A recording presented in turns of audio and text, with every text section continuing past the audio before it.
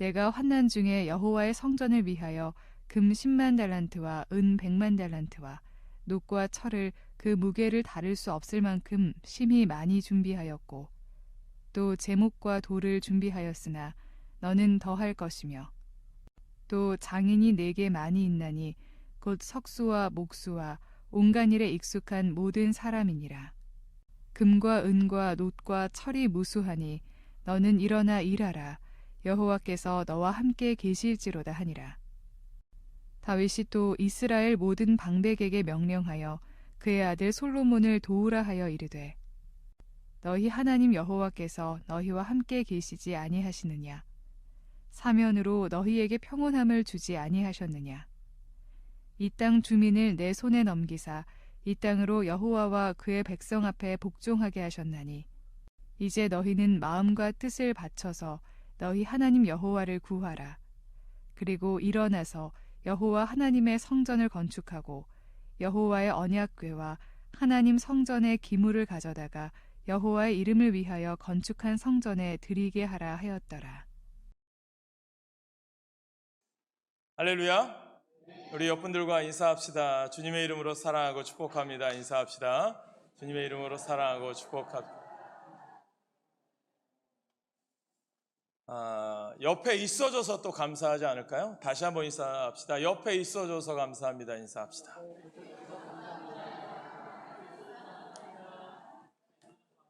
이런 말을 드리는 이유는 5월 우리가 첫 주일이고 어린이날이기도 하고 가족주일로 지킵니다.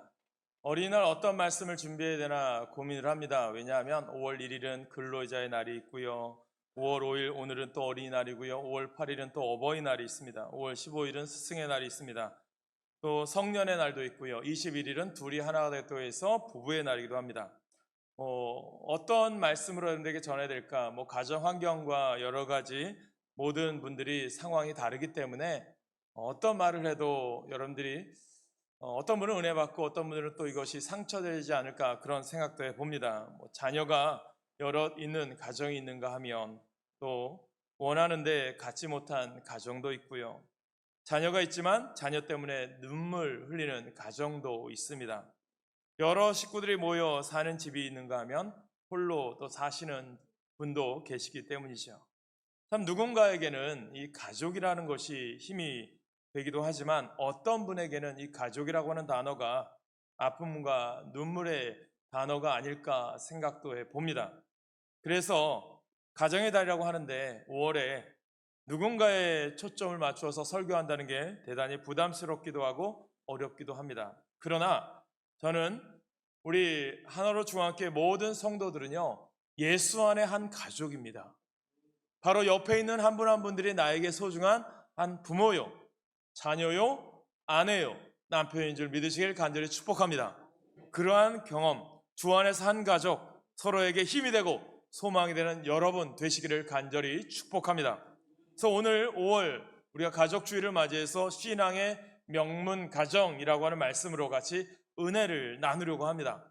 길게 설교하면 다 듣겠습니까? 짧고 강하게 설교하고요. 또 여러분들 위해서 고기 굽고 있어요. 고기가 눈앞에 선할 텐데 근데 은혜 먼저 받고 또 여러분 가운데 하나님의 귀한 또 육적인 양식도 공급받는 여러분 되시길 소망합니다. 할렐루야. 그렇다면 우리 교회가 또 저는 우리 교회 성도들이 참 복받기를 원하는데 복받기를 원한다면 저는 우리 성도들의 가정과 우리 교회가 명문 가정이 되기를 원하고요. 명문 교회가 되기를 간절히 축복합니다. 그 어떤 가정이 명문 가정이 되는 것이고 어떤 교회가 하나님이 기뻐하는 명문 교회가 될까? 저는 말씀을 통해서 여러분들과 같이 은혜를 찾아보려고 합니다. 보면 예를 들면 성경에 보면 신앙이 깊은 명문 가정들이 많이 있어요. 신약성에 보면 고넬료의 가정이 그랬고요. 또한 구약 성경에 우리가 잘 아는 믿음의 조상 아브라함의 가정이 아브라함의 축복이 이삭, 이삭의 축복이 야곱에게, 야곱의 축복이 우리가 아는 것처럼 요셉에까지 흘러갑니다. 믿음의 다음 세대까지 신앙의 유산을 물려준다는 것이 그만큼 우리들이 쉽다라고 생각하지만 어려워요. 우리가 보면 우리가 오늘 말씀은 다윗이 솔로몬에게 성전을 너는 이렇게 건축해라. 내가 이렇게 애써서 힘쓰게 준비를 했는데 너는 더 힘써서 좋은 것을 심어서 하나님이 기뻐하는 성전을 세워라 라고 하는 의미를 오늘 역대상 22장을 통해서 우리들에게 들려주고 있다는 거죠. 이 말은 여러분 그만큼 또 중요한 의미가 뭐냐면 여러분 솔로몬이 지혜의 왕이었지만 그 이후에 다음 세대였던 그의 아들들에 이어서는 나라가 갈리게 되고요. 우리가 잘 아는 선지자 사무엘이 위대한 사무엘이지만 그 아들들은 하나님으로부터 멀어진 아들들이 됩니다. 안타까운 것은 신앙의 유산이라고 하는 것, 신앙의 명문가정이라고 하는 것이 저절로 되지 않는 것을 성경은 우리에게 들려주고 있다는 거죠. 그렇다면 어떻게 믿음의 가정이 복받을 수 있고 어떤 삶이 하나님이 기뻐하는 명문가정이 될 것인가? 저는 오늘 말씀을 통해서 오늘 주님이 주시는 이 성경을 통해서 깨닫게 되기를 간절히 축복합니다. 그럼 먼저 우리들이 깨달아야 될 게 뭐냐면 기준이 바로 서 있어야 된다는 거예요. 기준이. 무엇을 자녀들에게 가르쳐주고 보여줄 것인가? 다윗은요, 그 다음 세대 솔로몬이 복받는 아름다운 성전을 건축하는 존재가 됩니다. 그리고 우리가 아는 것처럼 솔로몬이 지혜의 왕으로 알려져 있어요. 그 배경에는 누가 있었을까요?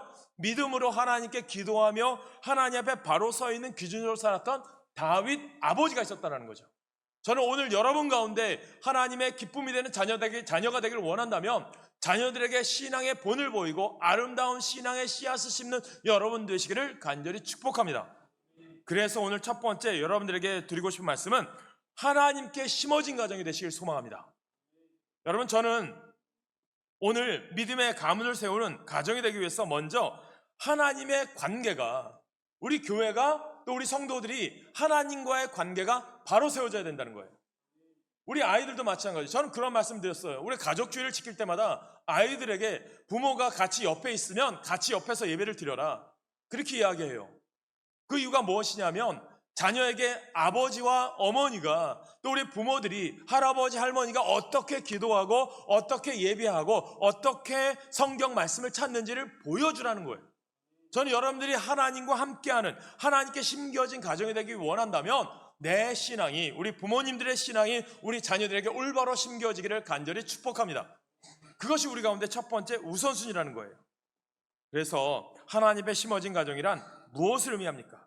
이는 우리의 몸도 우리의 하나님의 성전에 쓰임을 받고 시간이나 물질을 하나님께 드리는 가정이라는 거예요. 이러한 신앙을 소유한 가정의 자녀들은 어느 곳에 있든지 무엇을 하든지 항상 기쁘고 즐겁고 행복함을 느끼게 될 줄로 믿습니다. 여러분, 일평생 하나님께 부름받아 열심히 충성 봉사하겠습니다 라고 결심하는 부모가 있어야 자녀가 그 믿음을 본받는 거예요.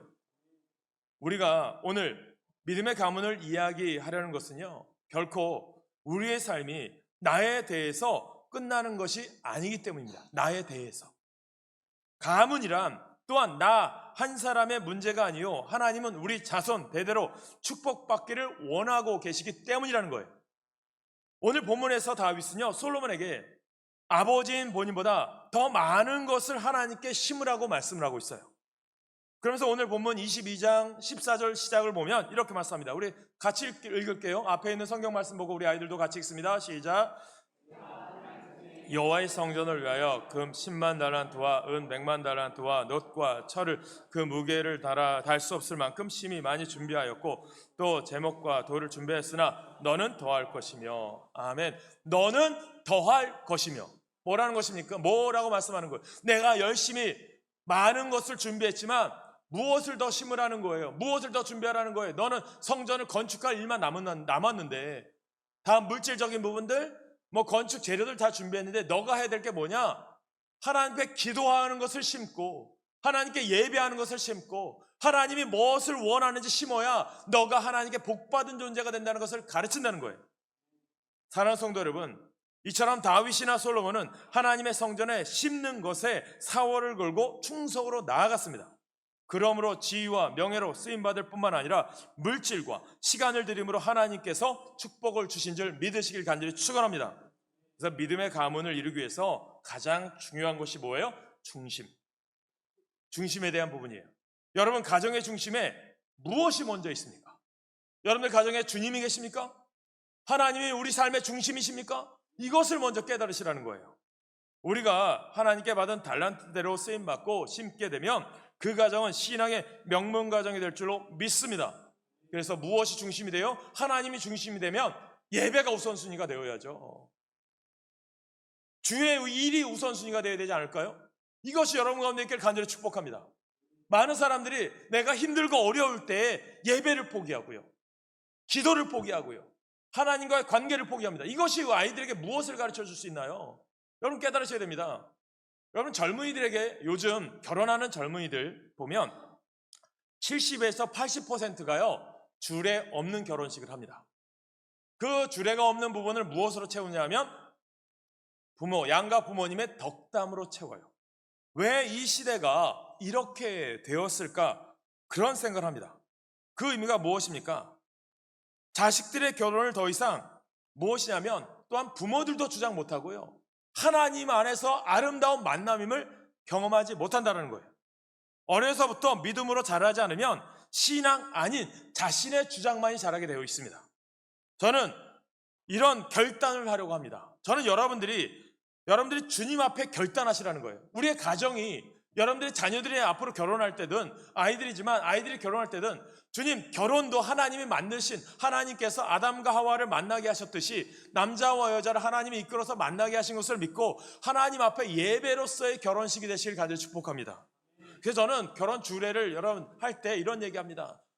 젊은 청년들을 불러요. 그리고 결혼을 거의 100일여 정도 앞에 두면 그 청년들, 신랑과 신부 될 사람들에게 말씀을 큐티할 책을 줘요.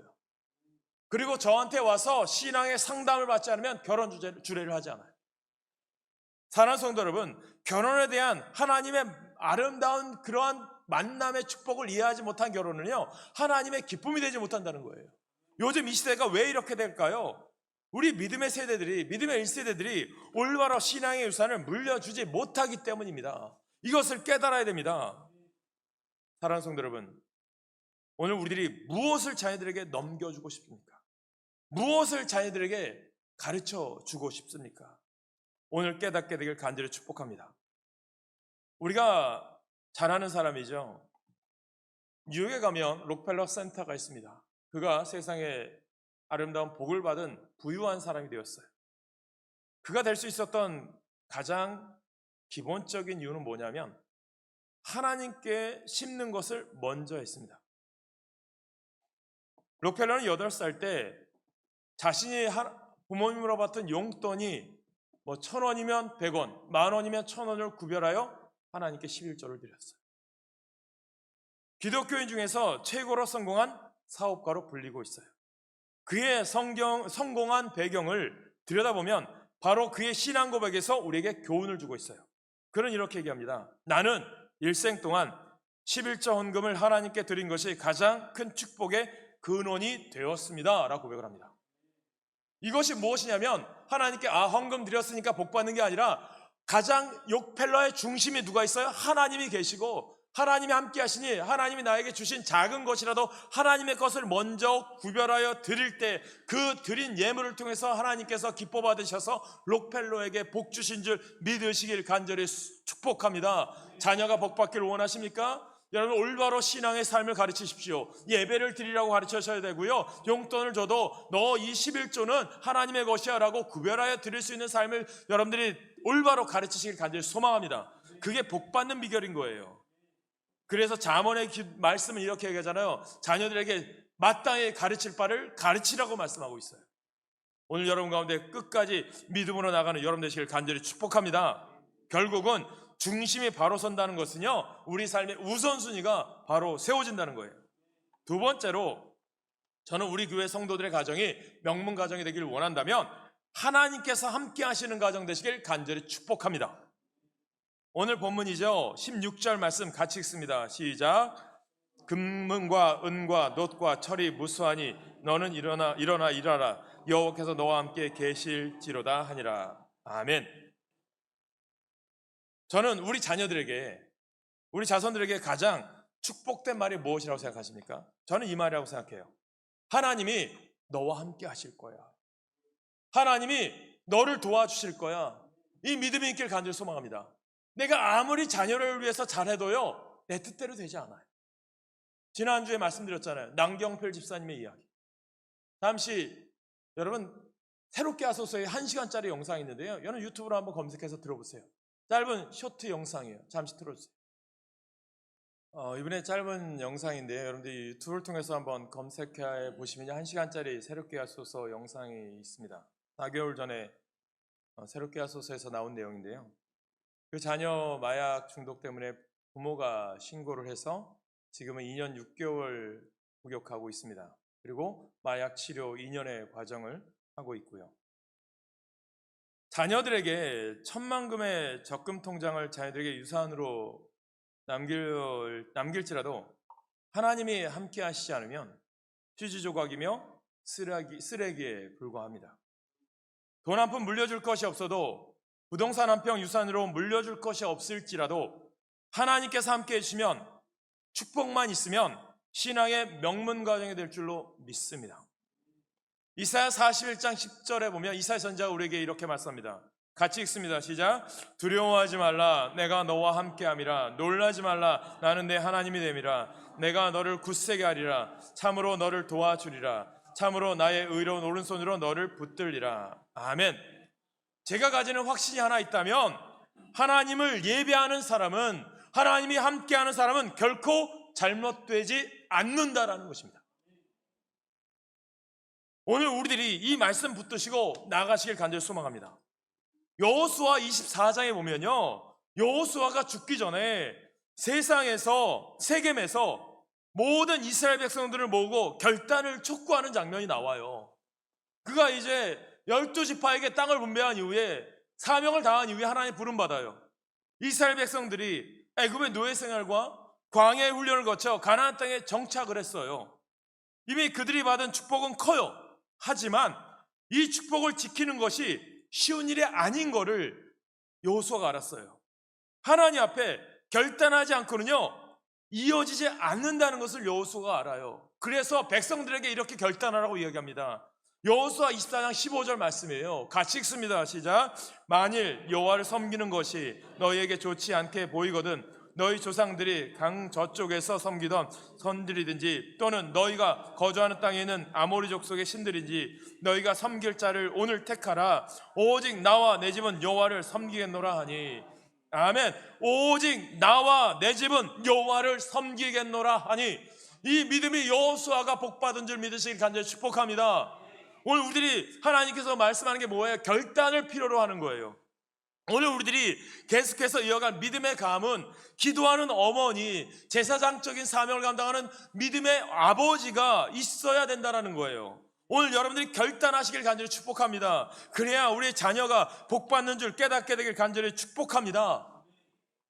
사랑하는 여러분, 세 번째로 여러분들 드리고 싶은 말씀은 하나님의 평강이 어디 안에서 이루어져야 돼요? 그리스도 예수 안에서 이루어지는 가정이 되어야 된다는 거예요. 오늘 18절에 이렇게 말씀하죠. 너희 하나님 여호와께서 너희와 함께 계시지 아니하시느냐? 사면으로 너희에게 평온함을 주지 아니하셨느냐? 이 땅 주민을 내 손에 넘기사 이 땅으로 여호와와 그의 백성 앞에 복종하게 하셨나니. 아멘.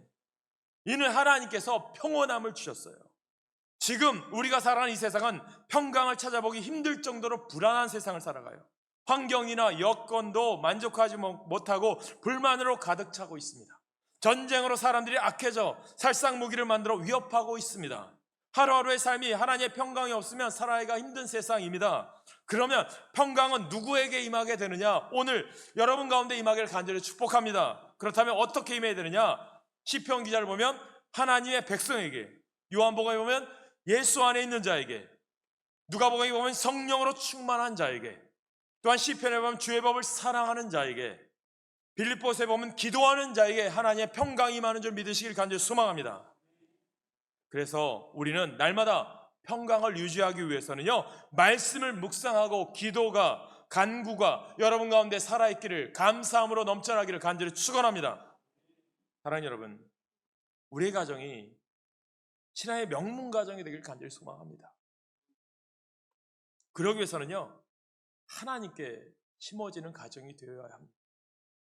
하나님께서 함께 하시는 가정으로 하나님의 평강이 그리스도 예수 안에서 오늘 예배드린 여러분 가운데 간절히 소망합니다. 그래서 여러분 가운데 5월 한 달 동안 이런 말씀이 넘쳤으면 좋겠어요. 덕분에 감사하다.